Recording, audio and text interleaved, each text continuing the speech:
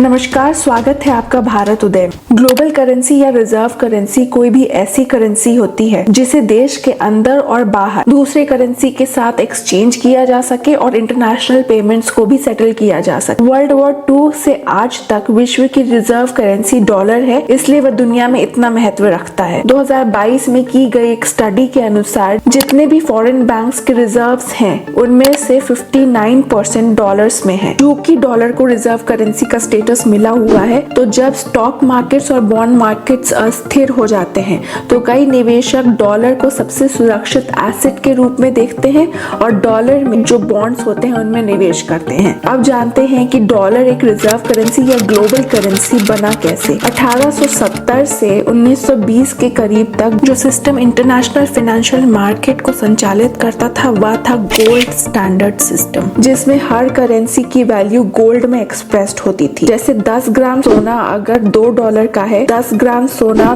भारत में 100 रुपए का है, तो यहाँ पे $1 50 रुपए के बराबर होगा। तो अगर कोई $1 देगा तो उसके बदले उसे 50 रुपए मिल जाएंगे। दूसरे विश्व युद्ध के बाद यूनाइटेड स्टेट्स ऑफ अमेरिका सबसे स्टेबल देश था और वह बहुत सारे वेपन्स और खाने पीने की चीजों को अलाइड पावर्स के देशों को सप्लाई कर रहा था। उसकी पेमेंट देशों ने गोल्ड के फॉर्म में की, जिससे यूएसए के पास विश्व का अधिकांश सोना आ गया था। 1944 में ब्रेटन वुड्स एग्रीमेंट हुआ और उससे यह निर्णय लिया गया कि अब से विश्व की सारी करेंसीज डॉलर से लिंक्ड होंगी, ना कि गोल्ड से, क्योंकि गोल्ड स्टैंडर्ड फिर से वापस लाना संभव नहीं था क्योंकि देशों के पास इतना गोल्ड बचा हुआ नहीं था। तो ब्रेटन वुड्स एग्रीमेंट के बाद औपचारिक रूप से डॉलर को विश्व की रिजर्व करेंसी या ग्लोबल करेंसी घोषित किया गया। दूसरे देशों ने भी अमेरिकी डॉलर का भंडार जमा करना शुरू किया। आज डॉलर का रिजर्व करेंसी होने के पीछे अमेरिकी अर्थव्यवस्था की ताकत है। अमेरिका का इंटरनेशनल मॉनेटरी सिस्टम पर भी एक बहुत बड़ा प्रभुत्व है। डॉलर की रिजर्व करेंसी होने के कुछ फायदे भी हैं और कुछ नुकसान भी हैं। इंटरनेशनल पेमेंट्स में अधिकतर डॉलर का इस्तेमाल होता है और यह कॉमन करेंसी में पेमेंट करना आसान हो जाता है। कच्चा तेल भी डॉलर में पेमेंट करके खरीदा जाता है। कुछ देश जैसे कि सऊदी अरेबिया की करेंसी पूरी तरह से डॉलर से लिंक्ड है। दूसरा फायदा यह है कि डॉलर में डोमिनेटेड बॉन्ड सबसे ज्यादा सेफ यानी कि सुरक्षित और लिक्विड माने जाते हैं, तो इस वजह से अक्सर अमेरिका को चीप फाइनेंसिंग मिल जाती है। जैसे कि डॉलर रिजर्व करेंसी है तो अमेरिकन बॉन्ड्स खरीदना काफी कम रिस्की है,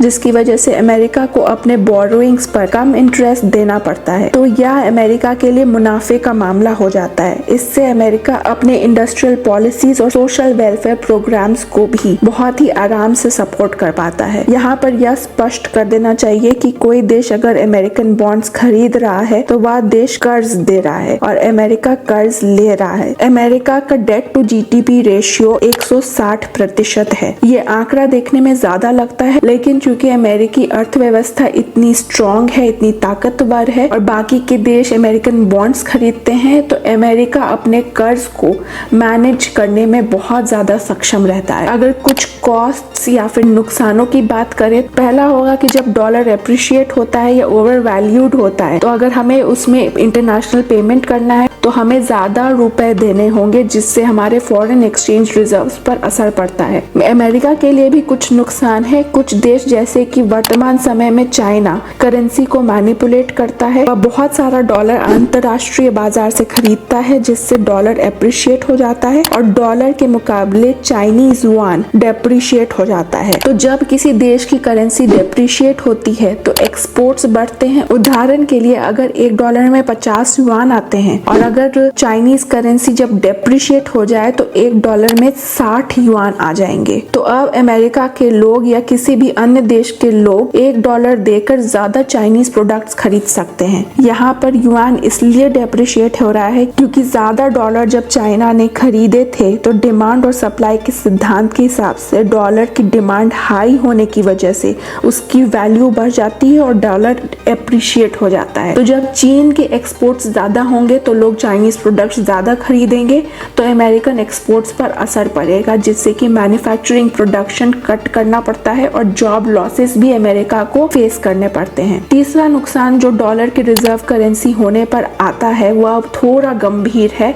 हाल में ही रशिया यूक्रेन युद्ध के दौरान रशिया पर ट्रेड सैंक्शंस लगाए गए, यानी व्यापार करने पर प्रतिबंध लगाया गया और रशिया के $300 बिलियन के रिजर्व्स को भी फ्रीज किया गया अमेरिका के द्वारा। भारत के लिए भी यह चीज गंभीर है। अगर भारत यूएस के खिलाफ किसी मुद्दे पर अपना स्टैंड लेता है तो क्या भारत के एसेट्स जो डॉलर्स में हैं वो भी आगे जाके फ्रीज होंगे और उस पे भी व्यापार करने पर प्रतिबंध लगेगा? इस बात की चिंता हमेशा रहती है। बाकी देशों ने भी इस बात पर अपना संदेह जताया है कि अगर उन्होंने किसी भी तरह की नीतियां ऐसी बनाई जो कि यूएस के खिलाफ जाती हैं तो क्या उन पे भी आगे जाके सैंक्शंस लगेंगे? इन्हीं सब परिस्थितियों के बीच डी डॉलराइजेशन की बात भी बहुत ज्यादा होती है। डी डॉलराइजेशन का सामान्य शब्दों में मतलब होता है डॉलर पर अपनी निर्भरता कम करना। जब रशिया यूक्रेन युद्ध चल रहा था तो रूबल के माध्यम से रशिया से भारत का व्यापार जारी रहा। चाइनीज करेंसी भी रशिया में मोस्ट ट्रेडेड करेंसी बन गई है। बाकी देश भी अब डी डॉलराइजेशन की बात कर रहे हैं। अप्रैल 2023 में ब्रिक्स समिट में ब्रिक्स करेंसी जो ब्रिक्स के देशों में मतलब कि ब्राजील, रशिया, इंडिया, चाइना और साउथ अफ्रीका के देशों में साझा करेंसी हो सकती है उसका प्रस्ताव रखा गया, लेकिन इसे इम्प्लीमेंट करने के रास्ते में काफी चुनौतियां आएंगी। जैसे कि इन देशों के पास बहुत विकसित सेंट्रल बैंक्स नहीं हैं जो इंटरनेशनल ट्रांजैक्शंस को इतनी बड़ी मात्रा में हैंडल कर सके। यूरो एक करेंसी है जिसमें विश्व का